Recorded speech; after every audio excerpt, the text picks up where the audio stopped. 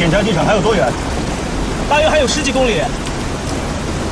笕桥机场呼叫曾将军，笕桥机场呼叫曾将军。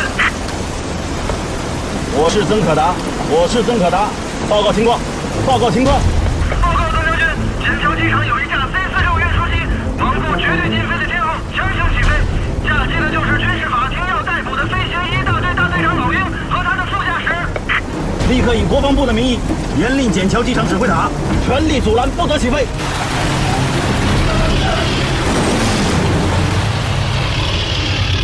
飞机已经起飞，再报告一次，那架 C-46已经起飞。严令笕桥指挥塔，令其立即返航，立刻返航。机场指挥塔回答：天后太复杂，无法指挥返航。立刻通知笕桥机场宪兵3队，暂缓押解方毛及其飞行大队，解除方毛手铐，原地待命，原地待命。明白。加速。是。杀人灭口。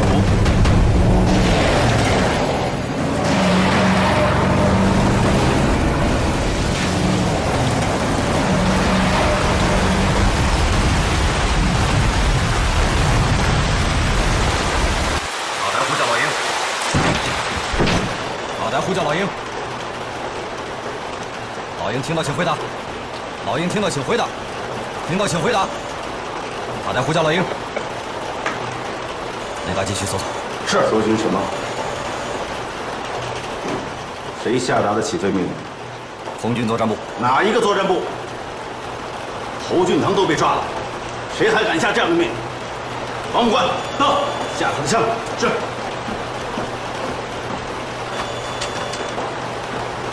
打开机场扩音器。是。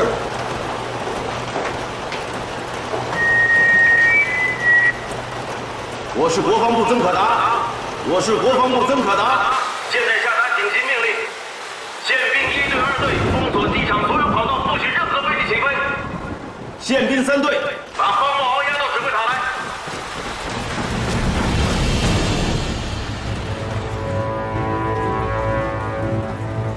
把方茂敖押到指挥塔。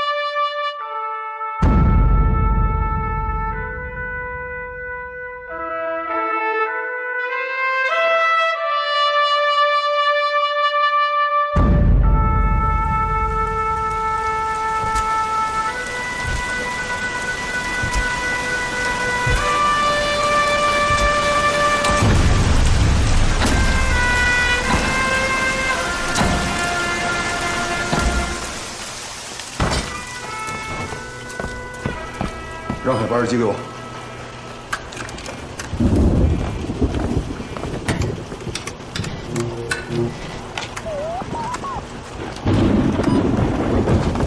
程茂，听清楚了，救了老鹰，军事法庭照样审判。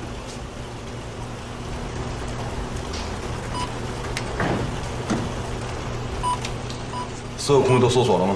都搜索了，航机消失。西北方向100公里处也搜索了吗？不可能，那是南京禁飞区。南京，借南京卫戍区雷达站搜索南京空域。南京卫戍区雷达站不会接受我们的指令。为什么？为什么？立刻接动卫戍区雷达站，马上！是。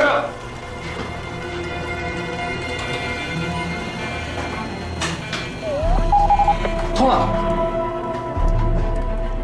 南京卫戍区雷达站，我是国防部曾可达。我现在空军笕桥机场，以国防部预备干部局蒋经国局长的名义，命令你们立刻启动雷达，搜索南京空域，发现飞机，马上报告。不接一个连线耳机。是。这里所有人员都要听方毛指挥，引导老鹰返航。是。雷达站，从东南区域向西南区域呈扇形低空搜索，重点搜索西南方向3两至35度上方空域。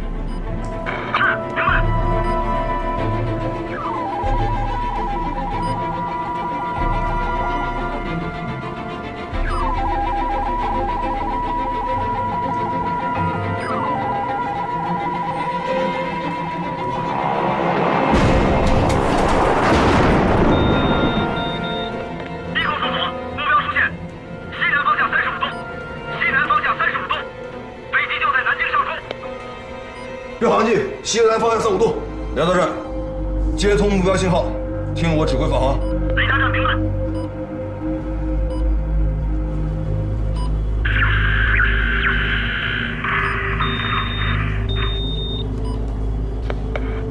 2号，我是1号，收到，回答。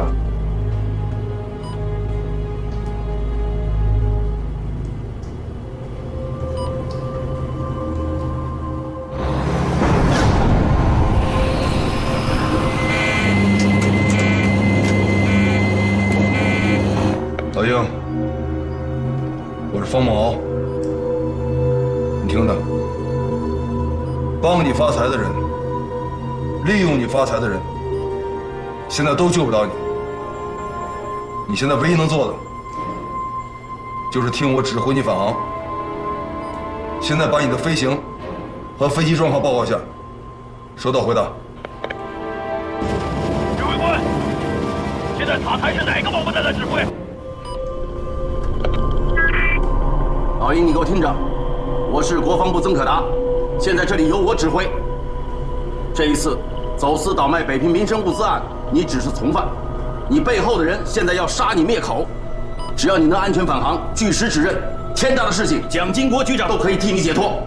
现在你听从方梦敖的命令，立刻返航。将军，我明白，我听你的。但是方敖是共党，我还是国军军人。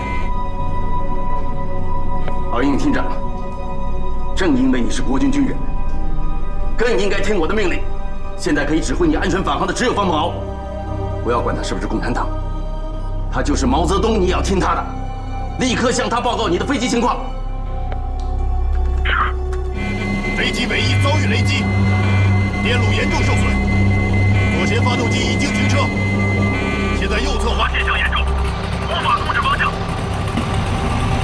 云顶高6000米，云量大于10个，飞行高度2200米，随时可能坠机，随时可能坠机，请指示。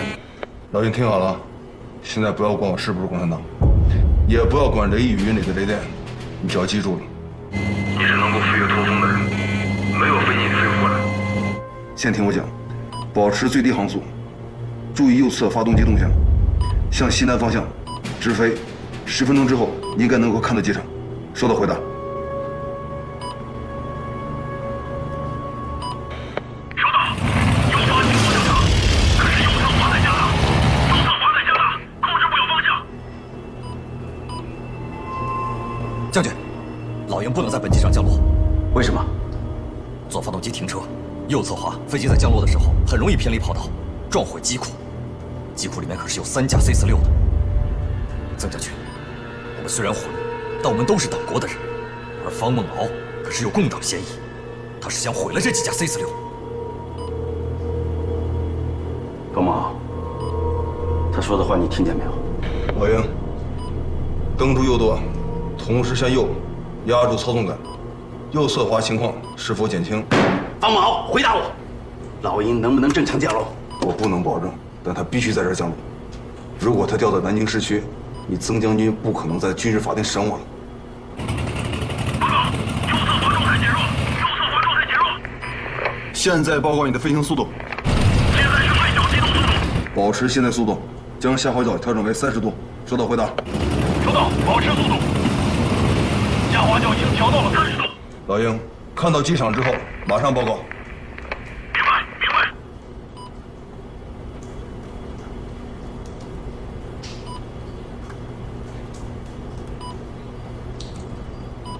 是否看到机场？收到，回答。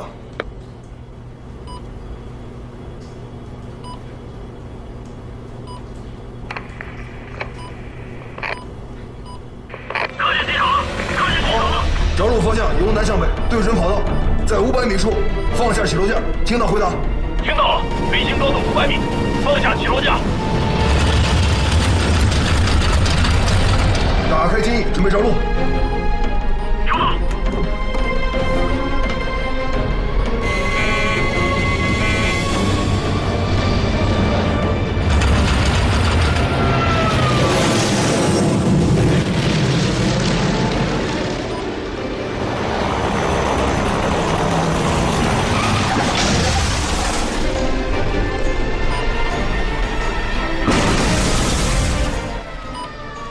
兵器。是。宪兵1大队听我命令，立刻抓捕空运师所有涉案人员，立刻抓捕空运师所有涉案人员。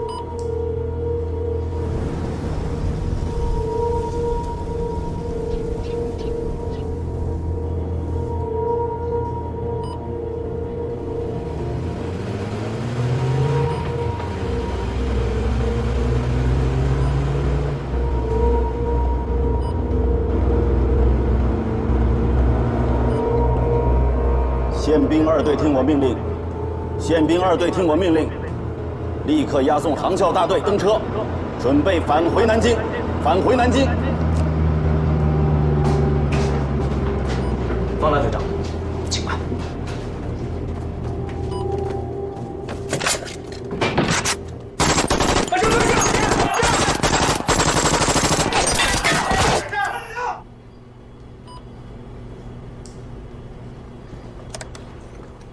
不要开枪！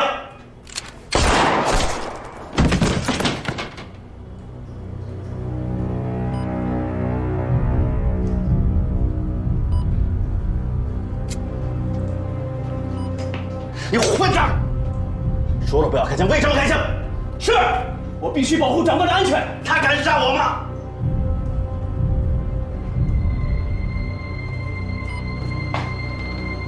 把他带走。是。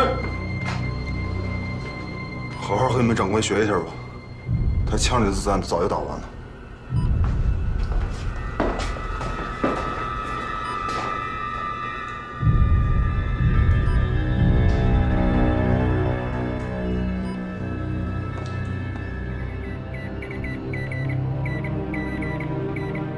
国民政府中央银行至北平分行方经理步听太监。本日晚9时30分，国府请接美驻华大使斯图雷登秘密召会。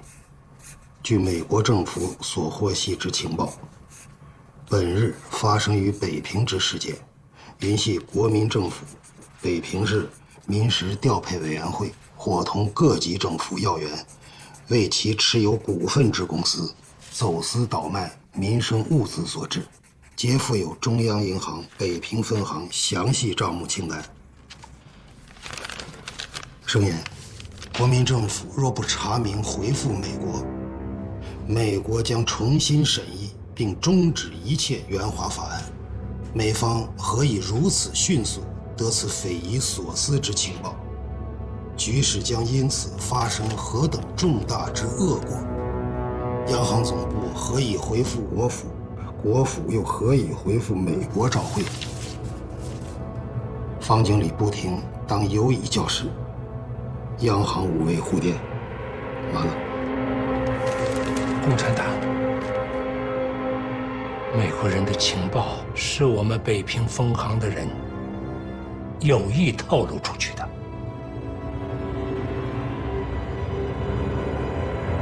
崔中实，行长的意思是，崔中实是共产党。民事调配委员会那些烂事，美国人怎么会这么快知道的这么清楚啊？详细账目都在咱们北平分行，你我不说，除了崔中实，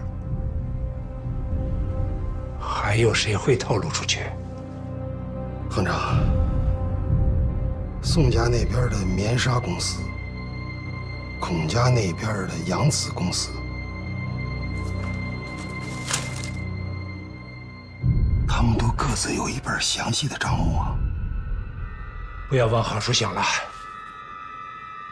叫崔中实立刻来。崔中实今天下午已经去南京了，明天孟敖就要在南京特别刑事法庭开审了。打电话，叫他停止一切活动，立刻回北平。不救你儿子了。方孟敖的案子，我本就怀疑有共产党的指使。这个时候，让一个共产党去南京救他，那会把他的共党罪名坐实了。立刻打电话去南京，立刻找到崔中实。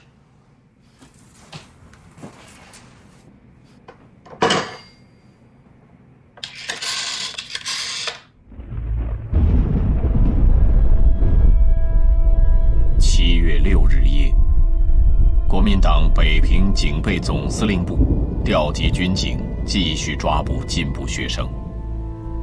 北平学联将通缉的学生转移至美属燕京大学附属医院，以燕大副校长何其仓为首的开明教授闻讯前来保护。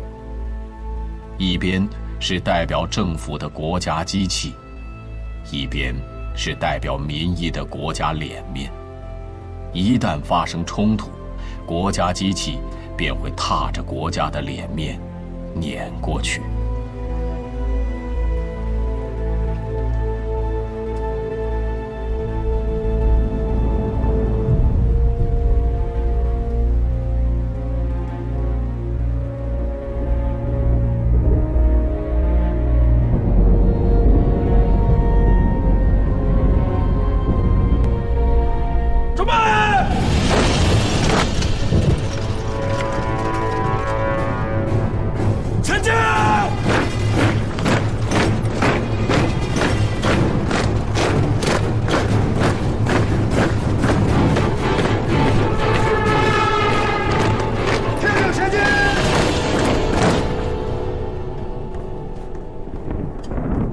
的时候有没有人告诉你，到底该听谁的命令？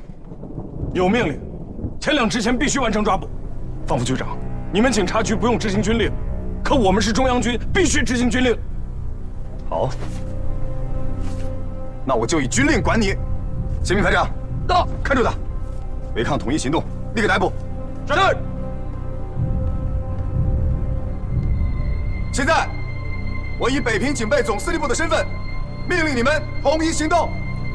听口令，向后转，退后严守，齐步走。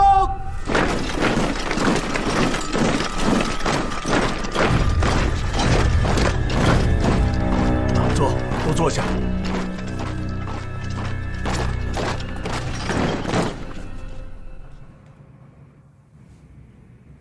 崔中实说没说过还要去哪些地方活动？救孟敖是崔副主任和孟伟仔细商量的，这事问孟伟应该知道。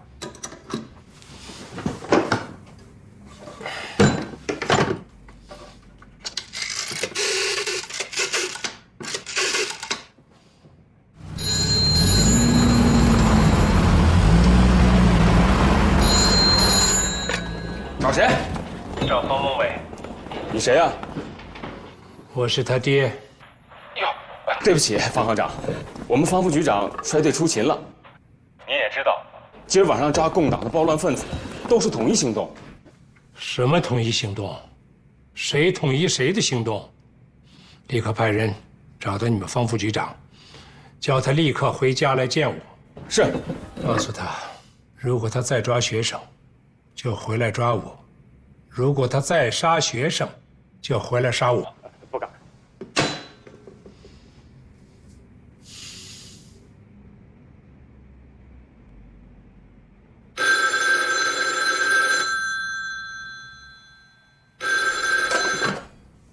孟伟吗？不错，我就是你的儿子。哦，齐桑兄，你不要着急，慢慢说。我现在正带着警察和军队到医院来抓受伤的学生呢。请问，我今晚还要抓多少人？哎呀，齐桑兄，你现在在哪里啊？我是燕大的副校长，我还能在哪儿？燕大附属医院。坐上你的轿车，20分钟内给我赶过来。好，我一定尽快赶到。立即电赴央行总部，我北平分行没有给任何走私倒卖物资走账，愿意接受任何调查。南京方面继续打电话，务必找到崔中石，让他立刻回北平。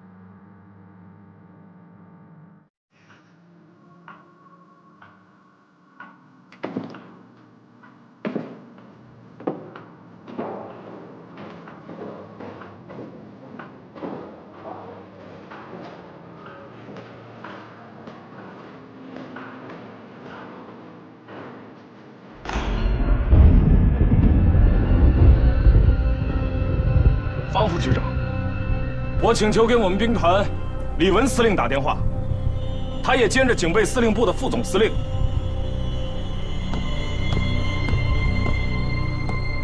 打电话？我告诉你，坐在中间那个何副校长，随时都能给司徒连的大师打电话。你们李文司令能吗？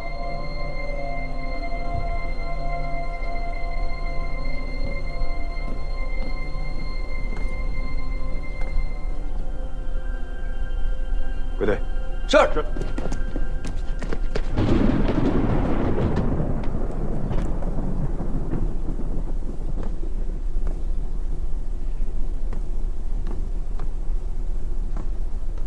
何副校长，我们是在执行军令，请您和先生们体谅。孩子，看看你们，再看看里面这些孩子，都是孩子。叫一些孩子来抓另一些孩子，你也来，带他们回去，告诉派你来的那些大人，傅作义也好，陈继承也好，就说我说的，有本事他们自己来，我就在这儿等着。何校长，刚才的电话，司徒雷登大使接到了吗？我何其仓丢人还没有丢到那个份上。把国家搞成这个样子，乱得不行了，厚颜无耻，又去求美国人。我请问这是什么国民政府啊？政府不要脸，可国民还要脸呢。那您告诉我，我现在该怎么办？再等10分钟。你说什么？叫你再等10分钟。等10分钟什么意思？再等10分钟你也听不懂？你是说李副总统会来？等着吧。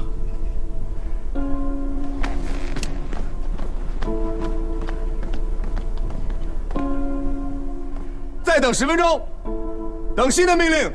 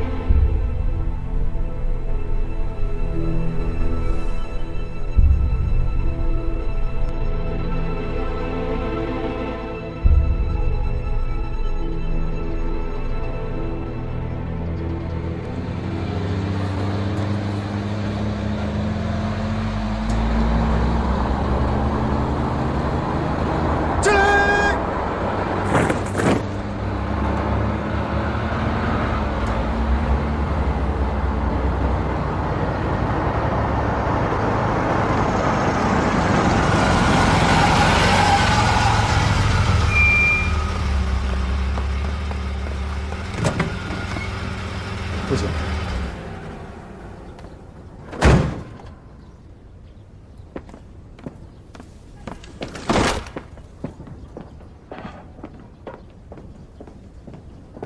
何副校长也给我个座吧。父亲，你住口！马上给陈继承打电话，让李宗仁来。李宗仁不来，就叫傅作义来，告诉他们，北平分行的行长和国府经济顾问何其仓，全是共产党，让他们最好派架飞机来，立刻把我们押往南京去。齐仓兄，学校的广播几点开啊？5点。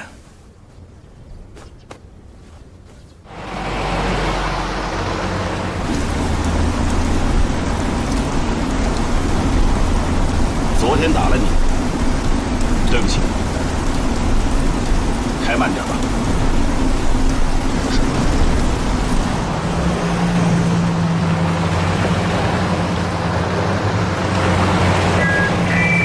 副作义总司令有重要讲话，副总司令有重要讲话。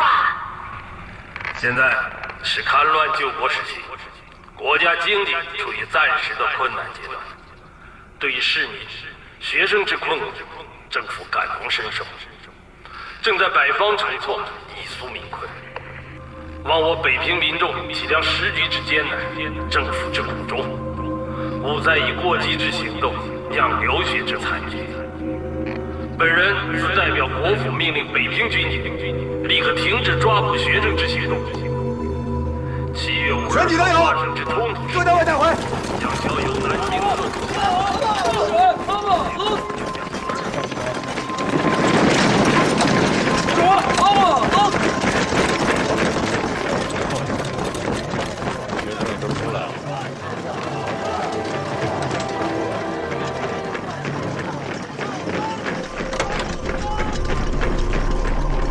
你去请假，立刻回来见我。父亲，现在可能请不了假。崔中实是你派去南京活动的吧？立刻回来，回家咱们再说。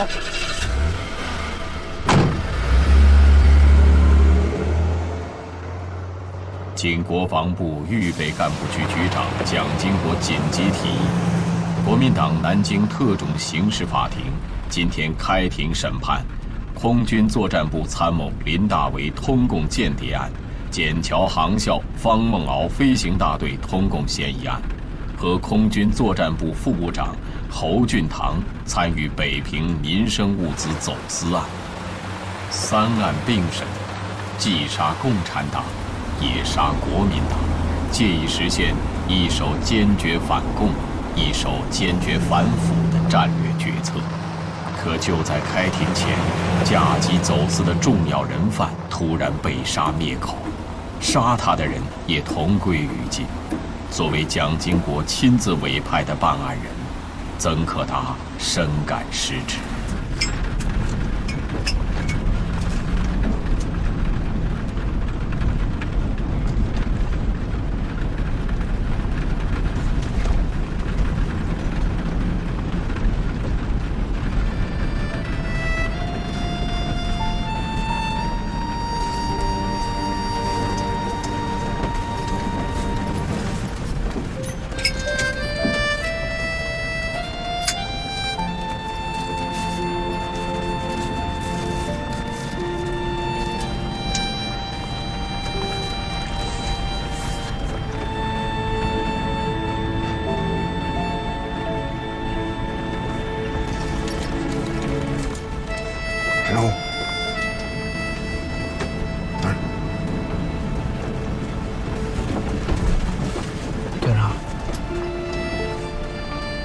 是不是共产党？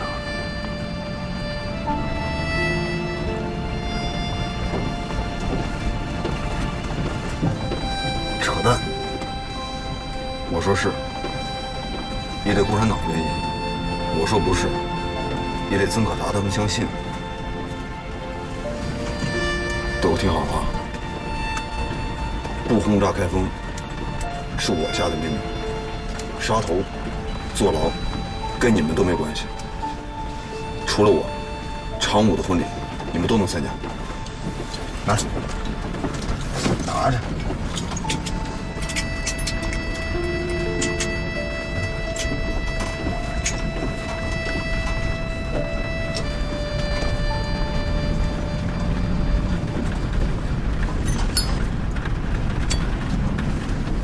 我给陈长武唱首歌，就当是提前参加他婚礼。来捧上，捧上，把大局都点。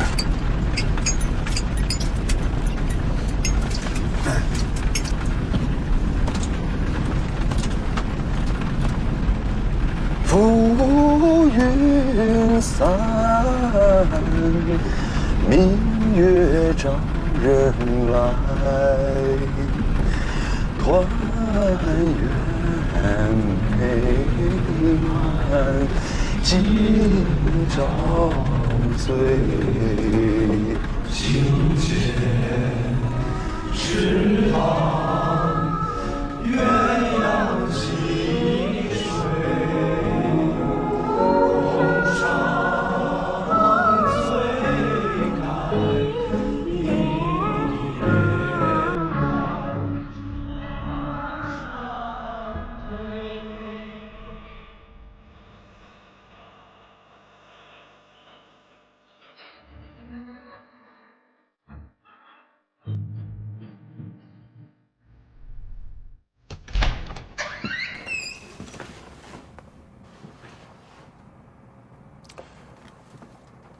你对傅作义今天早晨的讲话有何理解？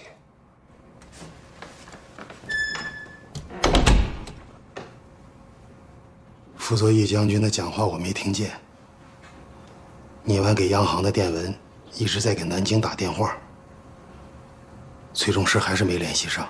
傅作义的声明全是同情学生的话。美国人的照会昨天晚上肯定也发给他了。学生是不能抓了，戒严依然没有解除。等吧，等南京方面少的、老的那几派踹穿了被窝，临时调配委员会参与走私的军政各界，总有几张屁股要露出来。这被窝迟早会被踹穿的。只要我们穿着裤子就不怕。你不怕，我怕。崔中师管的临时调配委员会的那本烂账，你最近看了没有？行长不是嘱咐过吗？账本只让崔副主任一个人保管。失策呀！空军那边我花了多少心思，不让他再架飞机打仗。安排到航校任教，就是怕他被共产党看上。你想想，这3年，都是谁打着调解我们父子关系的幌子去跟孟敖联系？那个逆子胆子是大，可胆子再大，也不至于公开违抗军令，命令整个飞行大队不炸共军。如果不是共产党的指使，他自己不会这么干。父亲，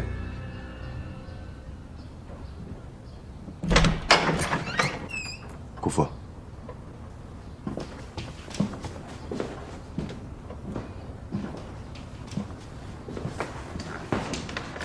共产党嫌疑的大案，你居然隐瞒着我。打着我的旗号在背后活动，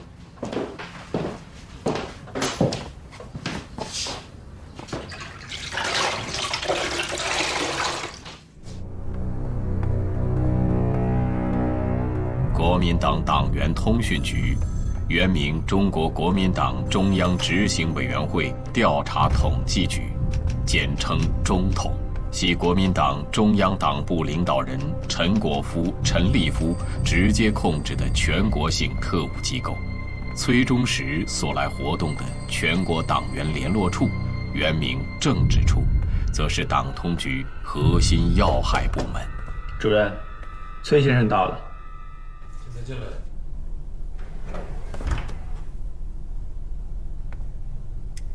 这个不犯纪律，文化人的事儿。孙秘书该不会见外了？也是犯纪律。好意我心领了，不用太客气。难得，我一定跟你们主任说，感谢他培养了这么好的人才。谢谢你，请。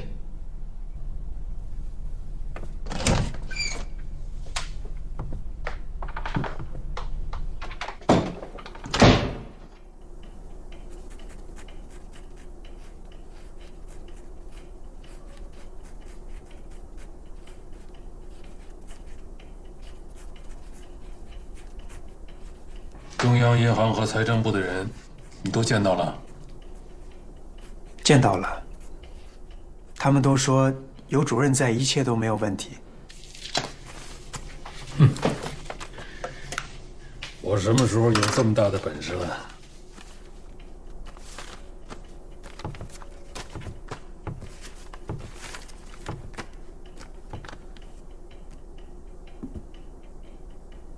小崔啊，我这句话呢，要分2层意思跟你讲。你呢，得理解了，然后电话转告你们老板。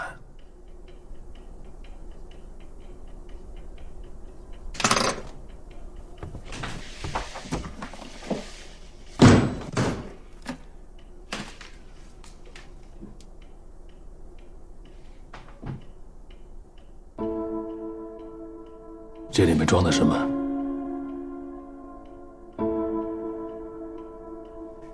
我们行长说了，里面的东西不是送给主任的，主任也绝不会要。可为救我们大少爷，主任调了那么多人帮忙出力做调查，局里又没有这笔经费，出勤的车马费，我们总该出的。你还是没有告诉我呀？里面装的是什么？为了稳妥，昨天我到南京花旗银行现提的，也就10万。今天上海交易所的比价，1元兑换法币1200万。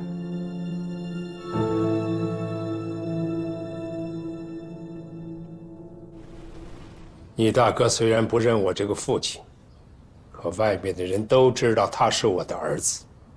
大哥不会是共产党的。大哥的性格您知道，我也知道，从来都是自己想干什么就干什么。共产党不会要他那样的人的。哪个共产党告诉你不要他这样的人呢？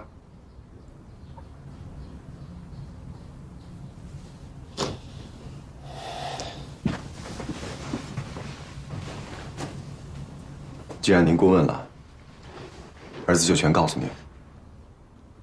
南京那边托的是中统的徐主任，沈大哥的案子，中统那边就是徐主任负责。他已经把大哥最近这些年所有的情况都调查了一遍，没有任何通共嫌疑。崔中实几次去南京救你大哥，是你主动托的他，还是他主动找的你，给你出主意？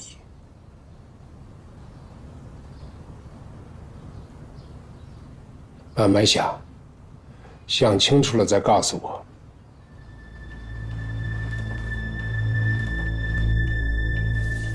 如果是在今天以前啊，这箱东西啊，我一定会替弟兄们收下。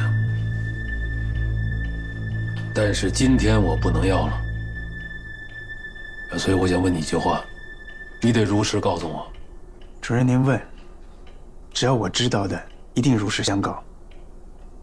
北平民时调配委员会走私倒卖民生物资的事，跟你们行长有没有牵连？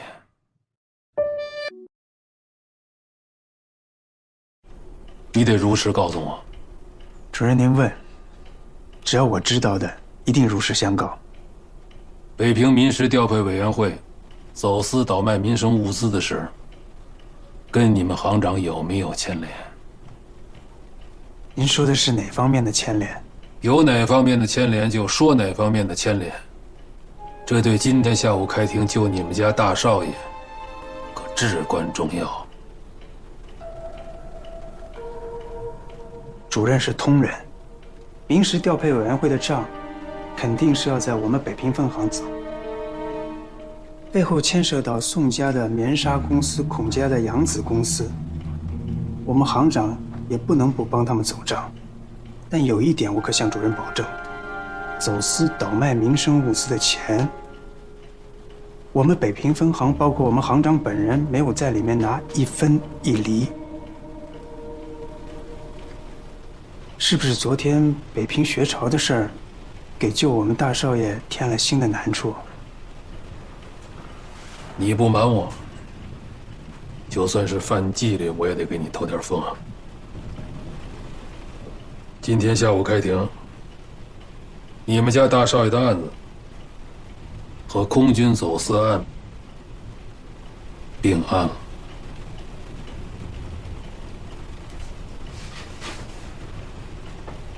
北平民事调配委员会的那些人太不像话，前方那么吃紧，他们还敢在后方这么紧吃，将作战的飞机调去走私民生物资。哼！昨天北平这么一闹，连美国都发照会了。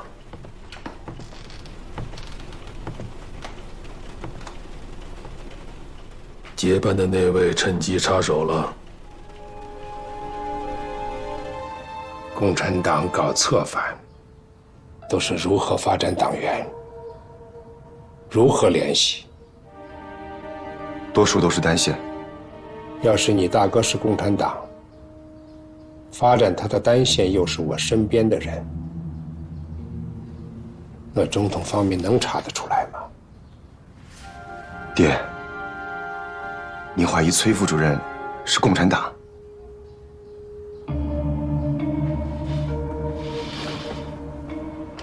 如果你要是忘了，就回去查查你在中统方面的手册，上面有没有一条写着“共产党，尤其是周恩来，最善于下闲棋，烧冷灶”。爹，您的意思是，崔副主任是共产党下在您身边的一招闲棋，而大哥是崔副主任烧的冷灶？我怀疑自有我怀疑的道理。现在是宁可信其有，不能信其无。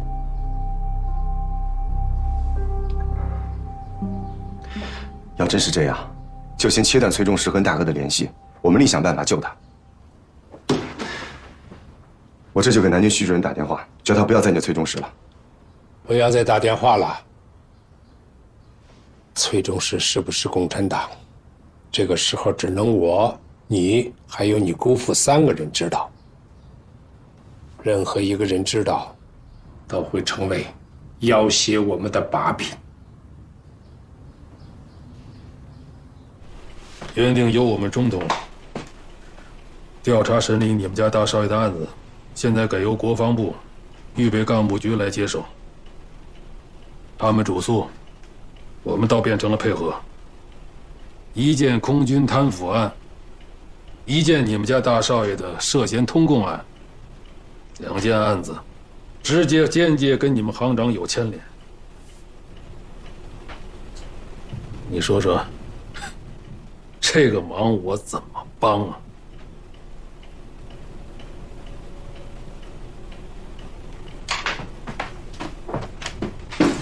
主任，来，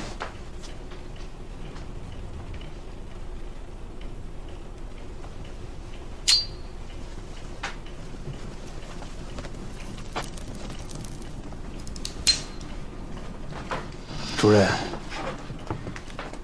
如果不是到这个节骨眼上，有些话我永远都不会说出来，只会接下来替主任去做。但是现在，我必须要跟主任说了。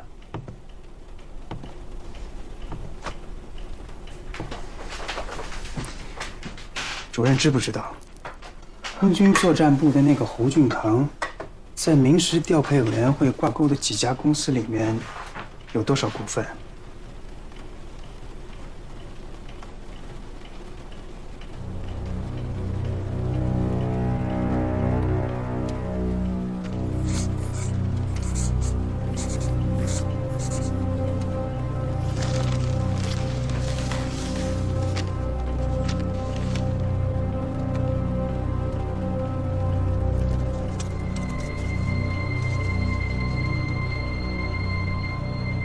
这件事，无论法庭怎么审，也审不出来，因为这些股份都是记在一些不相干的人的名下。枪毙了，侯俊堂也不敢说出来。假如法庭判了侯俊堂死刑，那这些份子该归谁？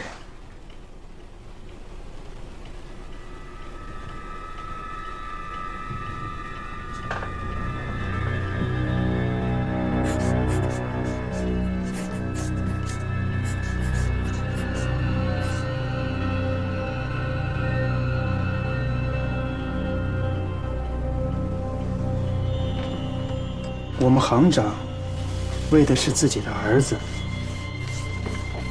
主任，您干了半辈子，也应该为子女们去想一想了。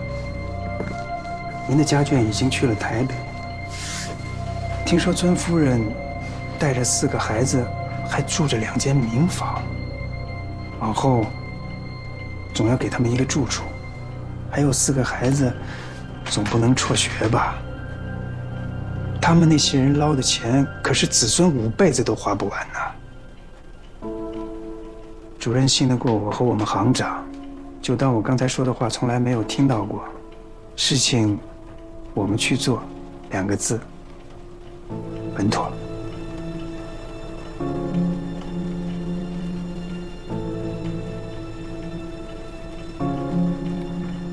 你真不该跟我说这些。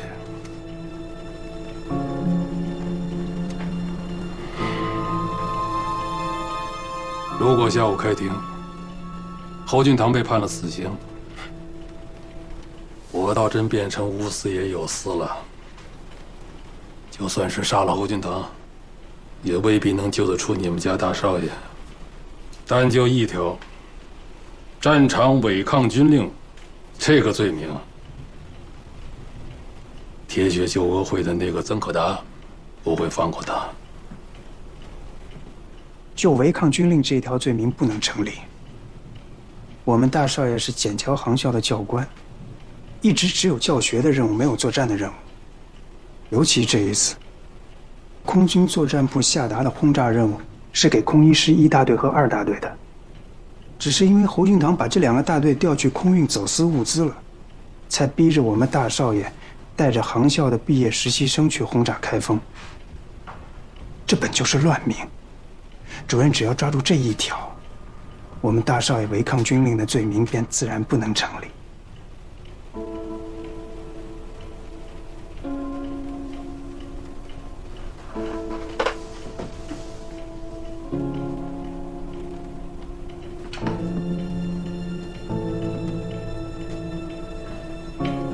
离开庭还有不到1个小时了，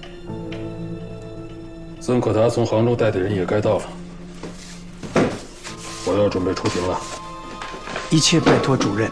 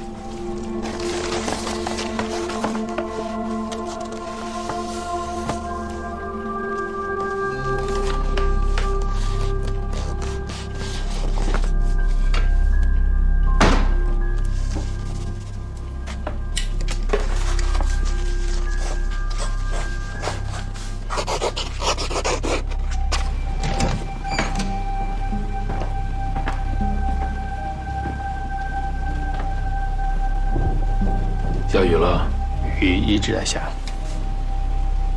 鬼天气。去法庭。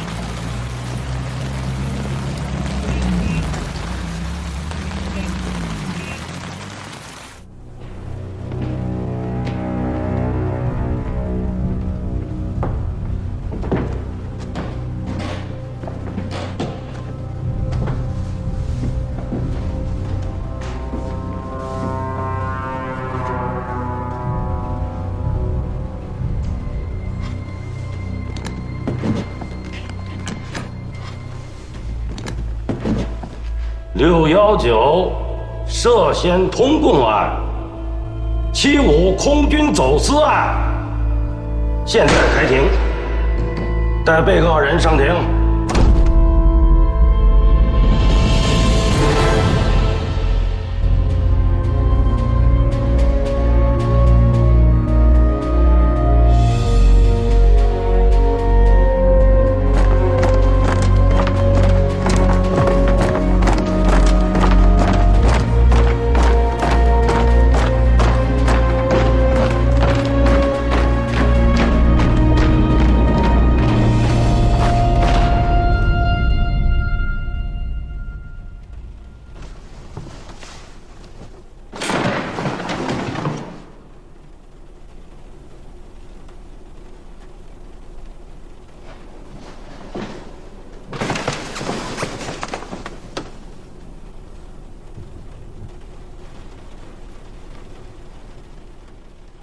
徐主任，你的当事人如此藐视法庭，你作为辩护人对此有何辩护？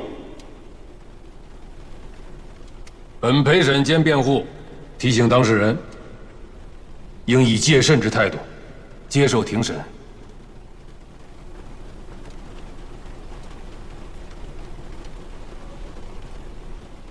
被告人，本庭将依照一切法律程序对你进行审理，请尊重法庭。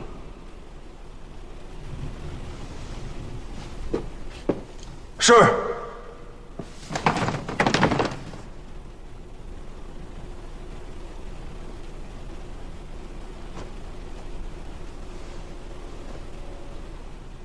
带被告人林大为、侯俊堂上庭。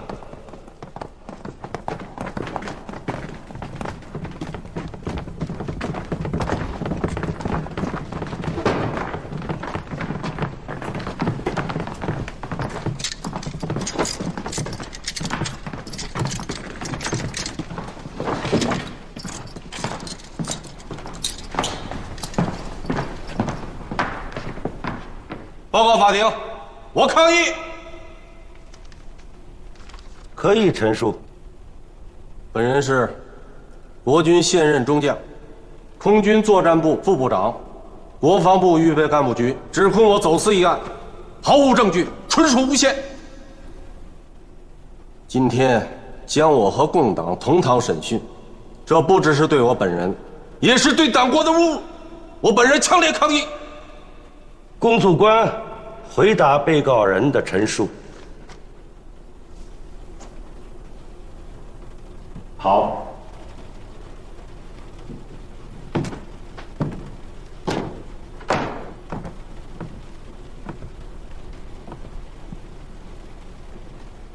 侯俊堂，今天的特种刑事法庭，既杀共产党的谍匪，也杀走私贪腐的国民党。这是中央军事委员会和中央党部联席会议做的决定，你清楚了吗？你认为国防部预备干部局指控你走私一案是诬指是？侯副部长，你杀了那几个替你们执行走私任务的空军军官，就没有人可以指证你走私民生物资了吗？你以为灭了他们的口，党国就治不了你的罪了吗？那你就太小看国防部和党通局了。你说的这些，跟我概无关系。你不配戴这个青天白日。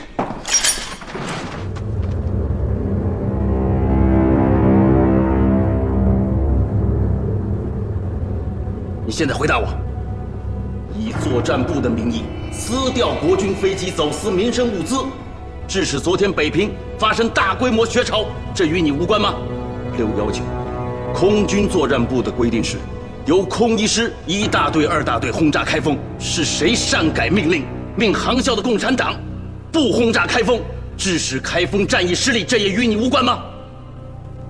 还有，这个共党谍匪林大为，他是在国军哪个部门任职？是谁的部下？这都与你无关吗？今天一件是特大贪腐案，一件是通共情报案，一件是通共违抗军令案，件件与你有关，哪一件都可以毙了你这个党国的败类，你还有脸抗议？庭上，我要陈述，公诉人不宜在法庭用此等方式质询被告人，请将枪支呈交法庭暂管。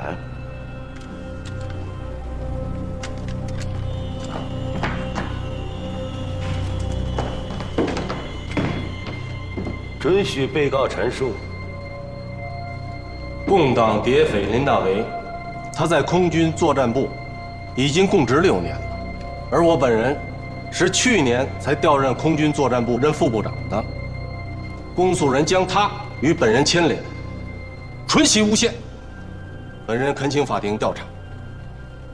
619开封战役，调笕桥航校方茂敖10系大队执行轰炸任务。通讯局联络处可以查我的手命。公诉人竟诬指本人命方茂敖不轰炸开封，也恳请法庭查清。同意被告人陈述，陪审人兼辩护人出示有关案卷。是。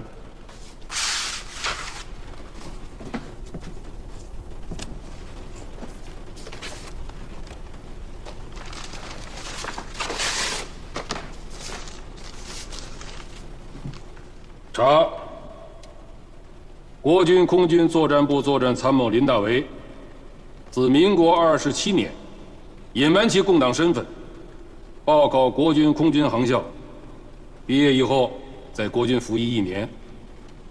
民国31年，由国防部保送美国深造，民国32年回国，后混入空军作战部，任作战参谋。自民国35年，国共交战，该犯利用作战部作战参谋之特殊的身份，23次向共党延安、东北共军、华东共军发送国军秘密情报。该期间，林犯大为均系个人作案，当与作战部副部长侯俊堂无关。反对。庭上，徐主任刚才说此案当与作战部副部长侯俊堂无关，这个“当”字显系推测。本公诉人要求调查方向法庭做明确表述。反对有效，调查方应做明确表述。本人实在是再没有更明确的表述了。经过详细的调查，并没有证据表明侯俊堂知道林大为系共党匪谍。如果因为林大为系侯俊堂所管之下级，便认定他有包容共党匪谍罪名，那空军作战部6年以来历届正副部长皆应起诉。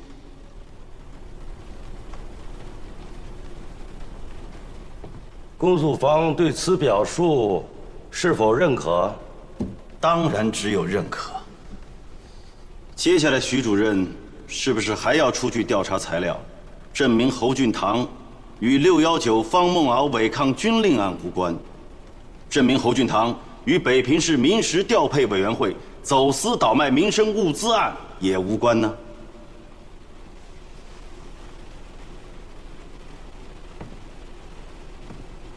庭上，为了使本陪审兼辩护人所出具材料之公正可信。本人申请，先出具一份与本人更与本案至关重要的证据。同意，可以出示证据。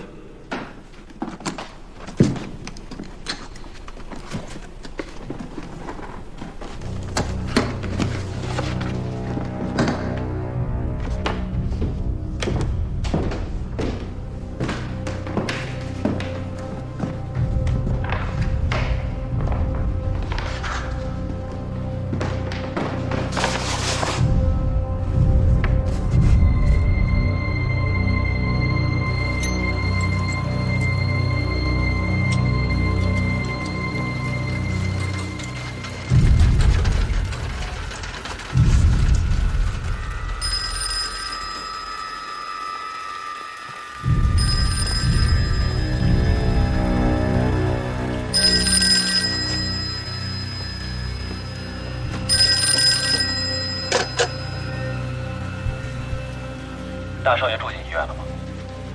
是的，老板。下午2点进的医院。徐大夫愿意去会诊吗？礼金收了没有？都收了，应该会尽力的。老板，请放心。大少爷的病很复杂，还可能引起很多并发症。等会诊结果吧。还有，听声音你也伤风感冒了，不要去探视大少爷了，以免交叉感染。我感觉身体还好，应该不会有伤风感冒吧？等你感觉到就已经晚了。家里那么多事都少不了你，你的身体同样重要。还是大少爷的病情重要。这里除了我，别人也帮不上忙啊。相信家里，除了你，上面还有人帮忙。5点前你哪里也不要去，5点整还在这里，等我电话。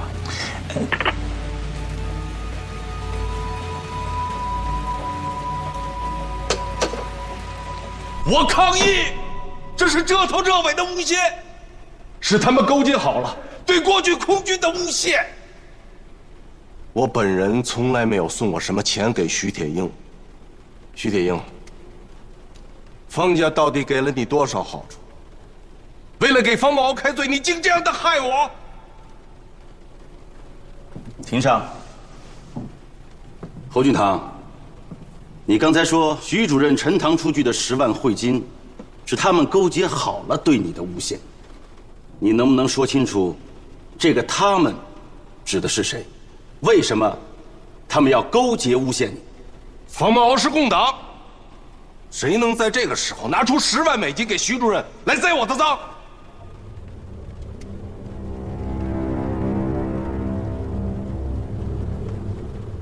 我恳请法官大人，还有公诉人，调查徐铁英。被告人的请求，本公诉人希望庭上予以考虑。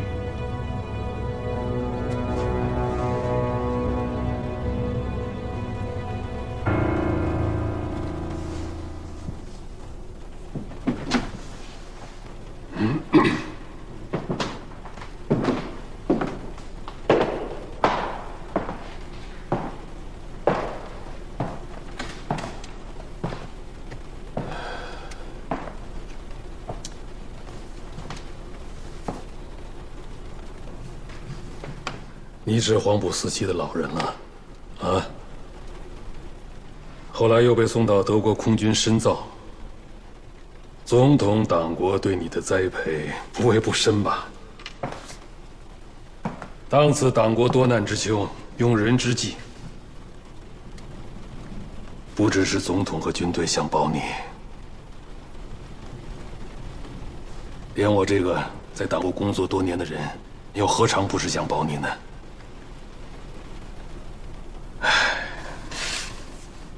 是你自己，你自己走得太远了。为了钱，为了你那1大3小的几个女人，还有那些女人替你所生的那一大群儿子女儿，你居然连自己是21年党龄的国民党党员，你都忘得一干二净。我在党部工作多年，我有个问题想问你：党字怎么写？你不用回答我，告诉你。党字的底下是个黑字，可党的头上还有3把刀。谁要敢黑，那3把刀就绝不会饶你。我再问你，6月22日运送走私物资去香港，在岭南坠毁的那架 C-46，是你私自调用的吧？你不用回答，你的亲笔调令就在那里，他可以替你作证。619开封战役，前2天是空1师、空2师的编制大队执行轰炸，可到了6月22日，原定执行轰炸任务的空1师1大队、2大队，又被你调去干什么去了？2大队的队长坠机死了，1大队的队长今天早晨被人杀人灭口了。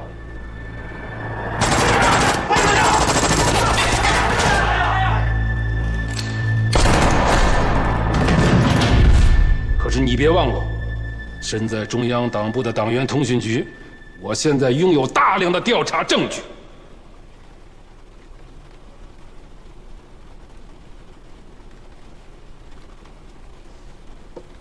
我知道公诉人想问什么，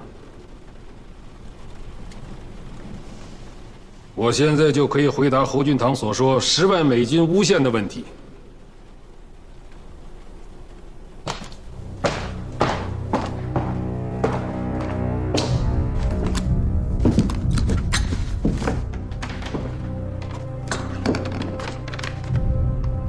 经法庭允许播放这段录音。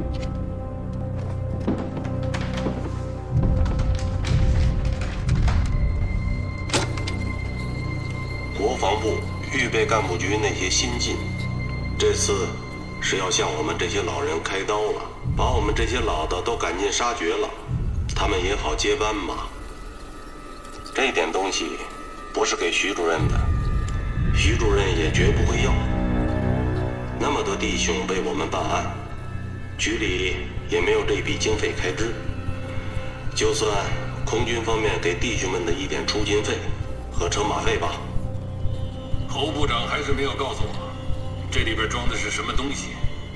法币今天的币值已经是1200万比1了，这些都是花旗银行现提的，一次也就只能提10万。哪些地方还需要打点？案子办好以后，兄弟一定想办法再补上。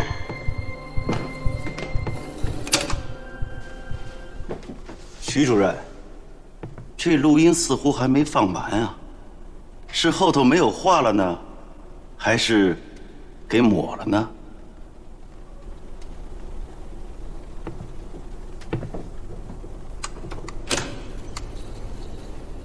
要说缺钱，谁都缺钱。要说困难，党国现在最困难。有这些钱，真的应该用在前方与共军打仗上去。侯部长真觉得自己以前错了，亡羊补牢，犹未未晚。国军打仗要花钱，中央党部那么重大的工作也要花钱。我侯俊堂也是21年党龄的国民党员了，这10万美金，就算我交的党费。这总行吧？侯部长就不怕我把你这个党费真的交到中央党部去？徐主任交到哪儿去？侯某人都认了。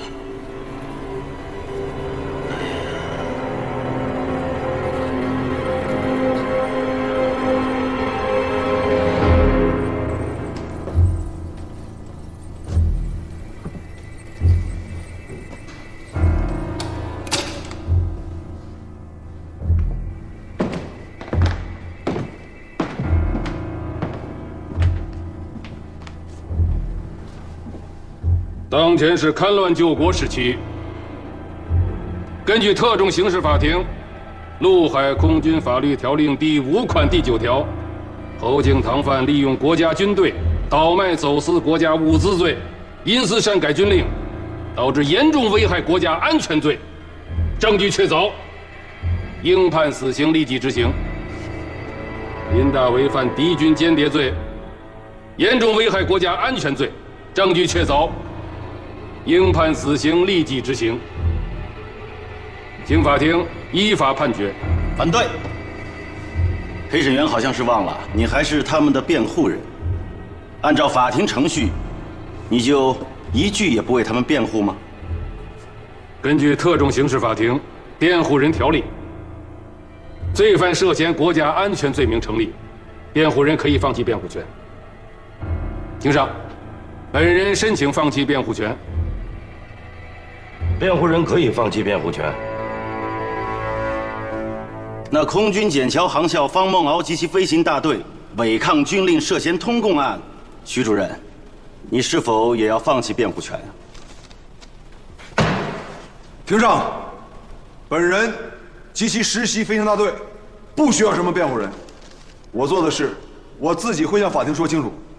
方梦敖，你背后那么多人下了那么大功夫为你活动，你就一点都不领他们的情吗？反对。公诉人的言辞已涉嫌污蔑，请法庭责令公诉人明确表述。公诉人刚才所说有无证据？杀了侯俊堂，尤其是杀了林大为，证据自然就没了。公诉人，你的意思是不是说侯俊堂、林大为、方梦敖违抗军令，涉嫌通共，有证据链接？回庭上，今天是3案并案审判，这是中央军事委员会和中央党部联席会议昨天晚上做的决定。作为党部的代表，徐主任好像是忘记了这一点。方梦敖及其飞行大队违抗军令，涉嫌通共案，尚未进入法庭审理程序，为什么就急着要求法庭将侯俊堂、林大为2案结审？方梦敖率领飞行大队违抗军令，涉嫌通共不轰炸开封，既不是侯俊堂下的指令，那么是谁下的指令？除了共产党，还有谁会下这样的指令？徐主任，空军作战部直接负责传达指令的，就是共党谍匪林大为。难道你就不想问清楚，林大为有没有暗中给方梦敖下达不轰炸开封的指令？公诉人的提问，陪审方兼辩护方应作出正面回答。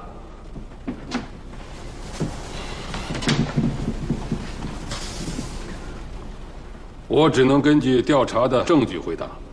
从6月23日至7月5日，本人代表全国党员通讯局，并联系了保密局，还有空军的有关部门，查阅了大量的档案资料，并没有发现方梦敖与共党有任何联系，更没有发现方梦敖与林大为有任何接触。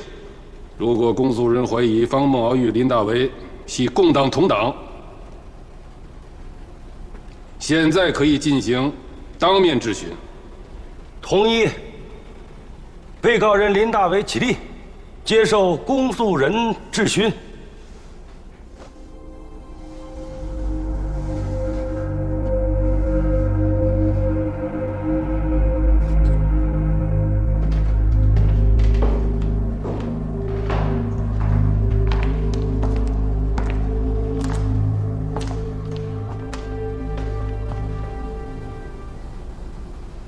谈主义，各为其主，我理解你。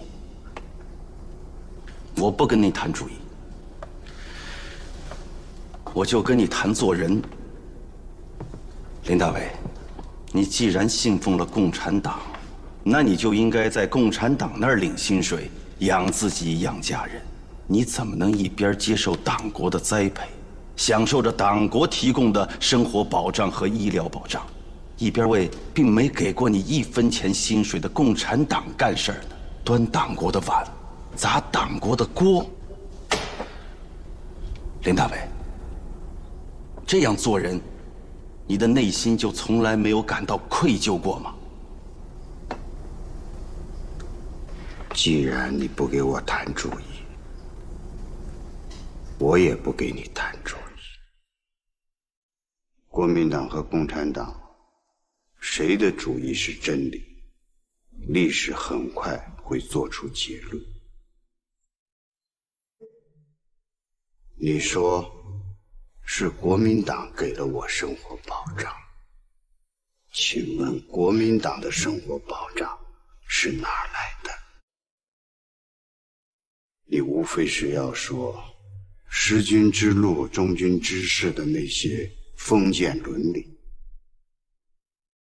不要忘记，中国最后一个封建王朝在辛亥革命时就被推翻。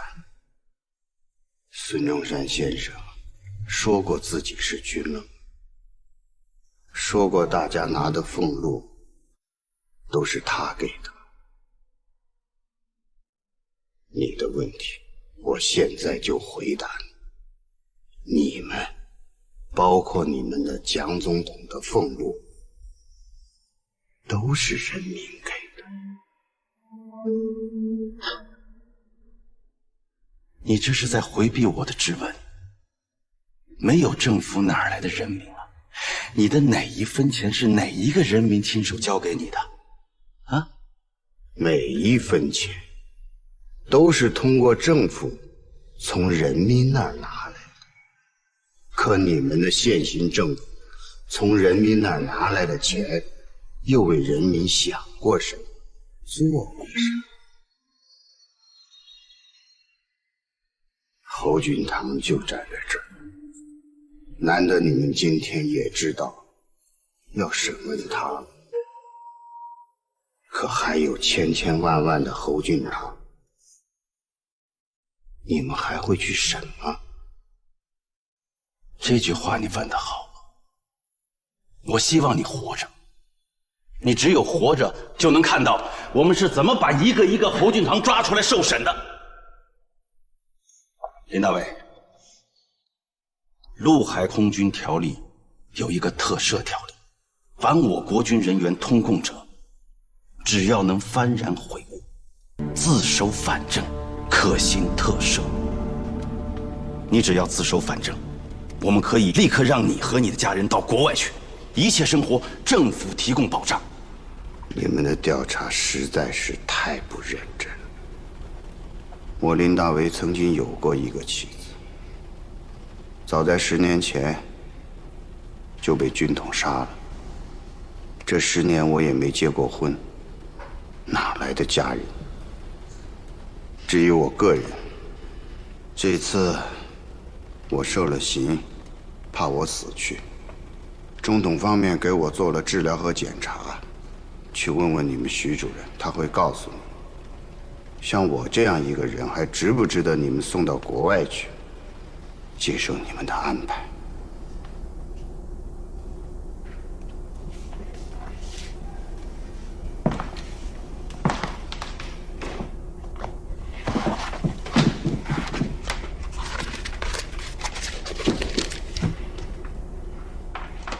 根据7月2日空军第1医院之病理诊断，林范大为患有多种疾病。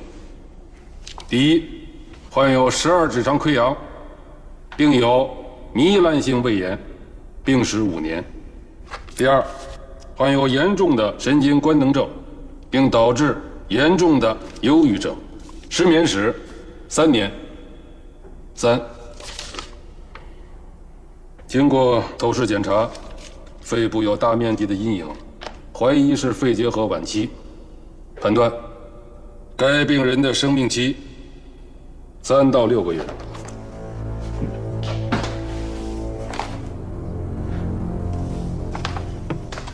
因此，你连共党地下工作条例都全然不顾，直接使用空军作战部的电台向华野共军发送秘密情报。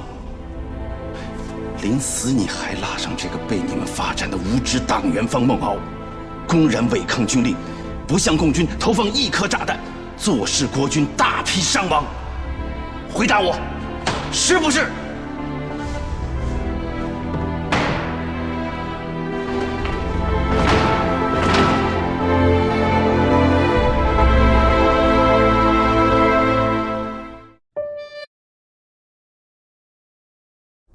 因此，你连共党地下工作条例都全然不顾，直接使用空军作战部的电台向华野共军发送秘密情报。临死你还拉上这个被你们发展的无知党员方梦敖，公然违抗军令，不向共军投放1颗炸弹，坐视国军大批伤亡。回答我，是不是？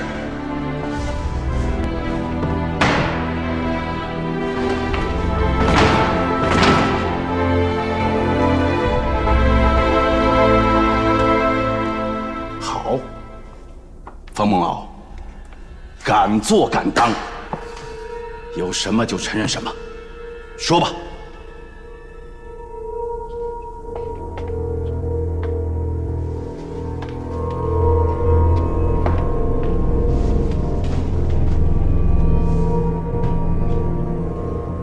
方梦敖，对你刚才的行为做出解释。报告廷上，坐久了就是想站着。公诉人，让被告人林大为回答你刚才的质询吧。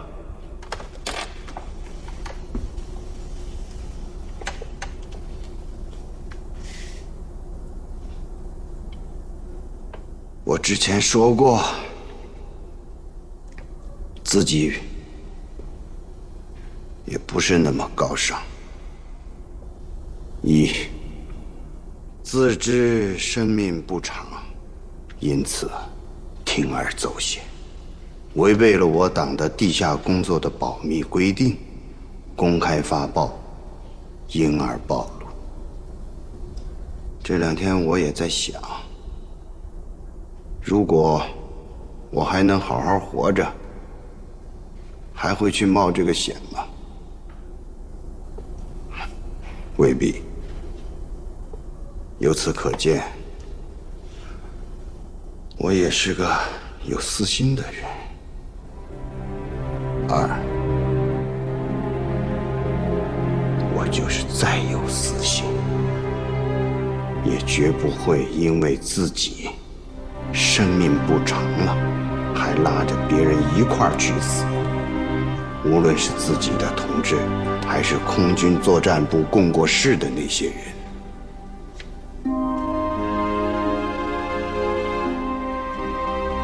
在进入你们内部之前，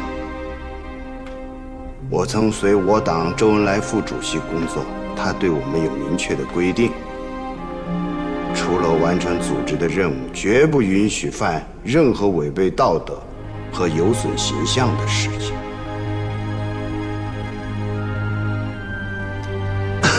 这一条是顺便回答你关于我党和我个人做人的问题。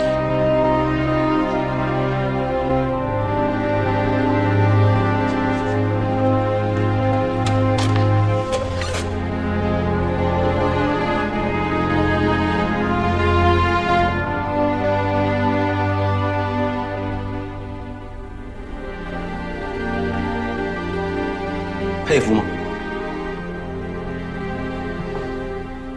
我也佩服他，但是我不佩服你。想知道为什么吗？不想知道。你必须知道。率领一个飞行大队，奉命轰炸共匪，所有的炸弹你一颗未投，全部带了回来，替共产党做事，反倒让国民党的人救你。你现在还说不想知道吗？想知道，说吧。就是因为你有一个当中央银行北平分行行长的父亲。庭上，我要求公诉人退回席上去。你说什么？请法庭接受我的要求。说明要求的理由。我的档案就放在他席上，我请公诉人回去好好看看。我档案上写得很清楚，母亲亡故，父亲空白，我根本没有什么当行长的父亲。可笑！我告诉你，从6月23号到今天，你父亲在北平分行的副手崔忠实4次飞抵南京，中央银行、财政部，甚至是调查你这个案子的党通局，他都去了。就在1个小时前，崔副主任还拜见过我们的徐主任。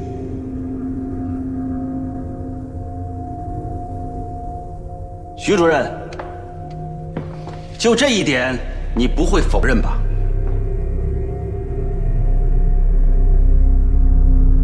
陪审人兼辩护人回答公诉人的问话。是。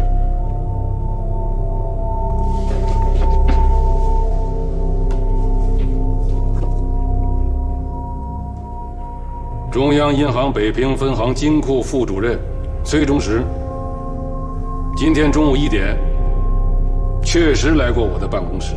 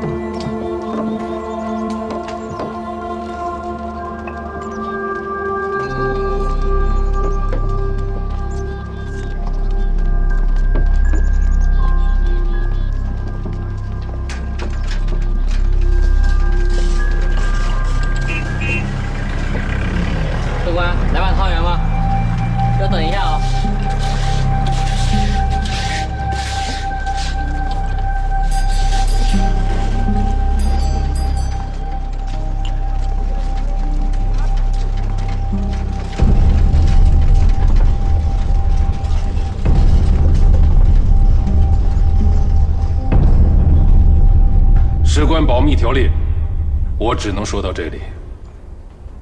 北平昨天发生的事件，本人代表全国党员通讯局，不但今天要传问崔中实，还将继续调查北平民事调配委员会所有的有关人员。崔中实见我和方梦敖一案毫无关系。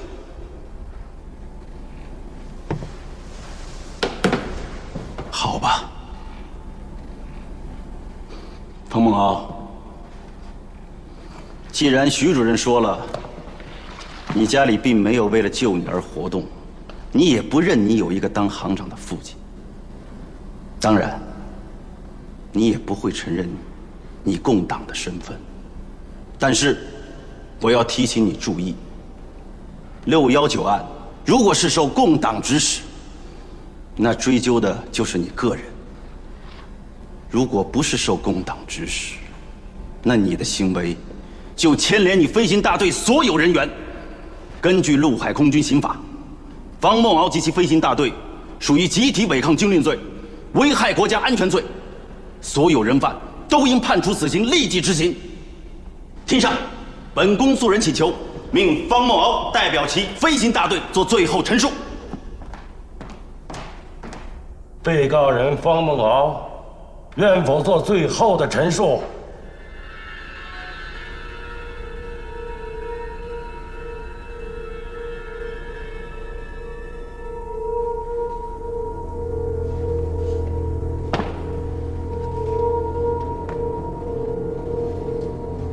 没什么最后陈述，我就是共产党。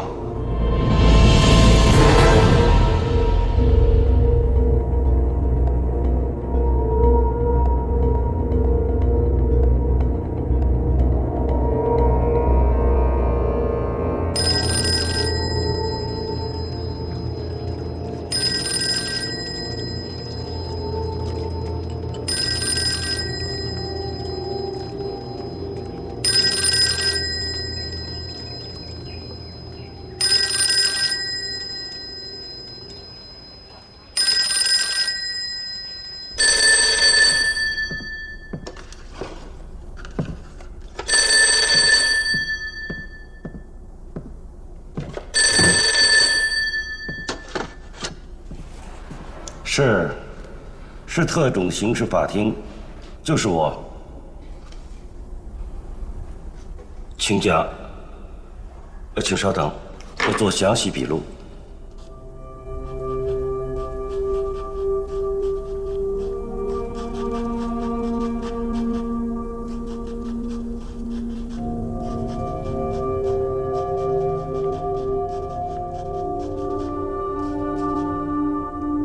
记录完毕。是。加快审讯，今天下午6点前结束审判。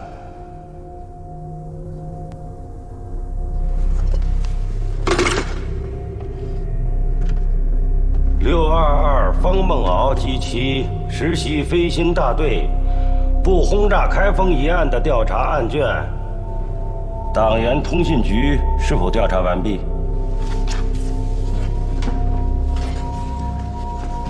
回庭上，已经调查完毕。方梦敖是不是共产党？经你们调查，能否做出明确结论？回庭上。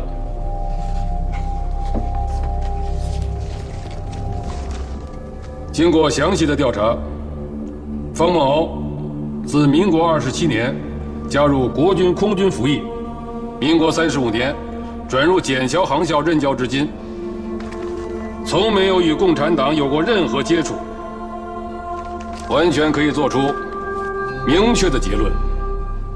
反对，反对无效。被告人方梦敖身为国军现役军人，率航校实习飞行大队622轰炸开封共军，为何一弹不投，原路返回？现在做最后的陈述。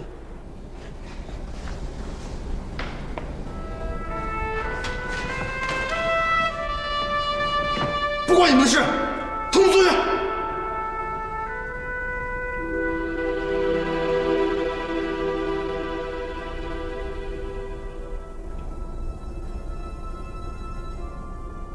庭上，622不轰炸开封的案子，原来是由国民党党员通讯局审理。我2件重要的证据在通讯局徐主任手中，请法庭提取。哪2件证据？照片。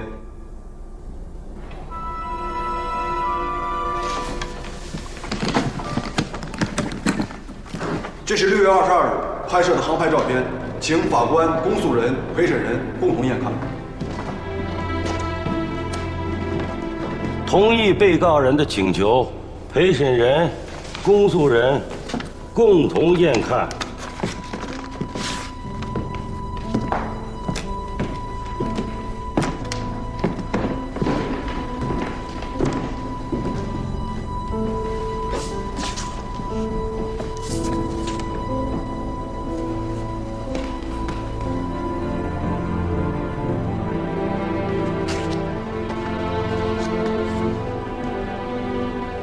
被告人，你呈堂的这几张照片，试图说明什么问题？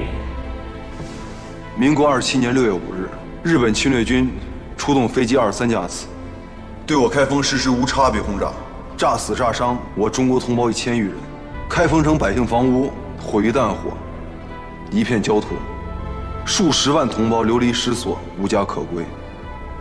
请法官再看一下照片中的铁塔。那是建于宋仁宗时期的古塔，当日遭日军炸弹轰击62发，塔身中部损毁10余丈。抗战胜利才3年，竟然是我们国军的空军作战指挥部下达了和日本侵略军同样的命令，名曰轰炸共军，实则是联合国都明令禁止的无差别轰炸。我想问一下，是谁下的命令？我们不轰炸自己的百姓，不轰炸自己的城市，反倒成了危害国家安全罪。请问公诉人，陆海空军刑法哪一条能定我们危害国家安全罪？请你现在就回答。被告人第2份证据。1937年8月13日，日本空军轰炸我上海，我母亲、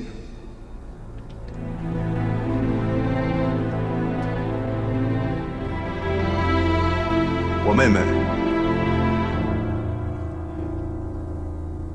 于同日遇难。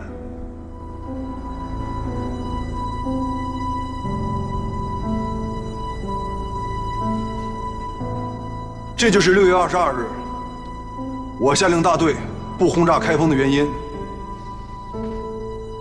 你们可以定我任何罪，但绝对不能判我身后的任何一个飞行员有罪。他们都是中国的儿子，他们不轰炸自己的父老同胞，没有任何罪。陈述完毕。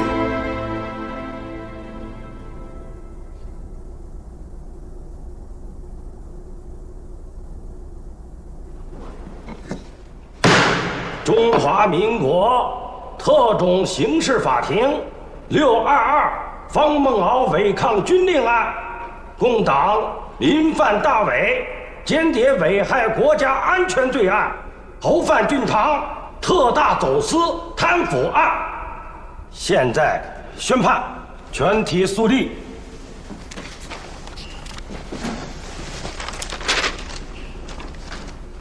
此判决林范大伟死刑，立即执行枪决；此判决侯范俊堂死刑，立即执行枪决；此判决方孟敖及其实习飞行大队即日解除现役军职，集体发交国防部预备干部局另行处置。